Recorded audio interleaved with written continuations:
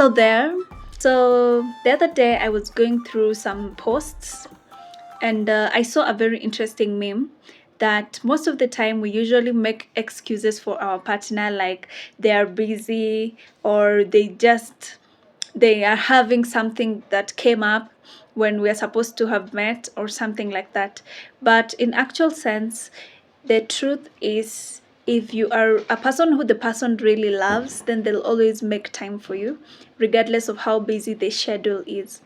If you've ever been in a close relationship with someone, then you know that the most important thing in that relationship is consistency. Like, you want your partner to always be consistent and you don't really like to have issues with them.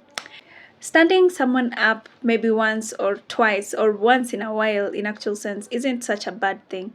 But having someone stand you up each and every time makes you feel disrespected and not loved. And sometimes if you're an emotional person like me, it can make you really emotional. And if you're a person who's anxious or an overthinker, then you'll start thinking like, what did I do wrong? Where did I go wrong with this relationship? Did I make him angry, or did I make her angry, or do they not want me anymore? It's something that comes to your mind. But most of the time, the person who's standing you up might not realize that you're going through all of these challenges, because in the end, some people tend to act out and be like, it's okay that you stood me up.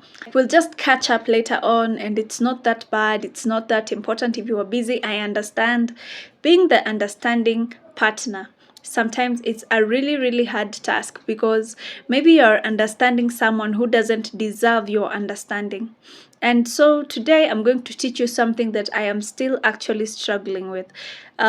Getting used to having your partner stand you up and seeing if you are able to live with it, or if you're supposed to leave this relationship. Even if it's a friendship, you must know how to deal with this state whereby a person keeps standing you up. Now, before you are able to even do anything about this, you have to give yourself a chance to confront this person and listen to their side of the story, so that you can be able to understand why they're standing you up. So the first step you're supposed to take is to approach the person with curiosity and not judgment. Most of the time when someone stands you up, you get so worked up and you just want to bite that person's head off. But sometimes it's because of a genuine reason. So you need to be there, and you go and approach them with a very calm headspace, so that you don't lay it into them. You need to be very calm. Before that, do something that makes you calm, like hanging out with another friend, watching a movie, eating some ice cream for me, or some chocolate if you have a sweet tooth. Make sure that you do something that calms you down, so that you aren't really that worked up. Then when you approach them, now ask them in your calm way, why is it that you keep doing this and this and that? I just want to understand you. I don't want to maybe make a big deal out of it.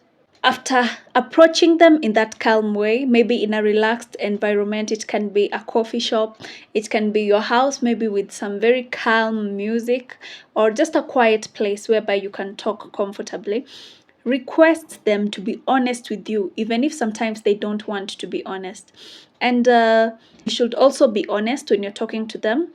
I advise people to use I statements. For example, I feel really hurt and disappointed every time when we make plans and you keep canceling them.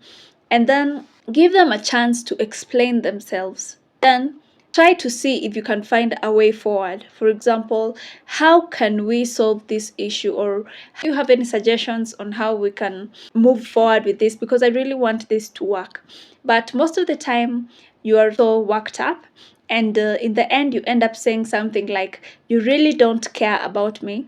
And that makes it seem like you're attacking them instead of speaking calmly to them. So it might make them shut down completely, hence hindering this process. So throughout, I keep reminding you, stay calm, keep a calm headspace, level headspace. Depending on how the conversation goes, you can now make the decision on whether this is someone you want to actually spend the rest of your life with, or is this someone you want to keep close to you as a friend. You can be able to know if this person is just flaky by nature or it's just led by circumstances. And if it's a person who's flaky by nature and you've decided that you have to stick around this person because you care about them, then you have to be able to plan around their schedule. So you need to know what they are doing, what they like, what they don't like. If there are people who don't like big gatherings, you need to only invite them to events that have maybe 2 or 3 friends. If they don't like going out for lunch dates or something, you can plan other activities like going out to a fun place whereby you guys can have fun, maybe bowling at the village market or something. And in the end, you will be able to have peace within yourself, and you'll be able to also try to make things work with the other person. It's not something easy. I've actually been here, and considering that I'm a very emotional person, you can imagine how I react when someone stands me up.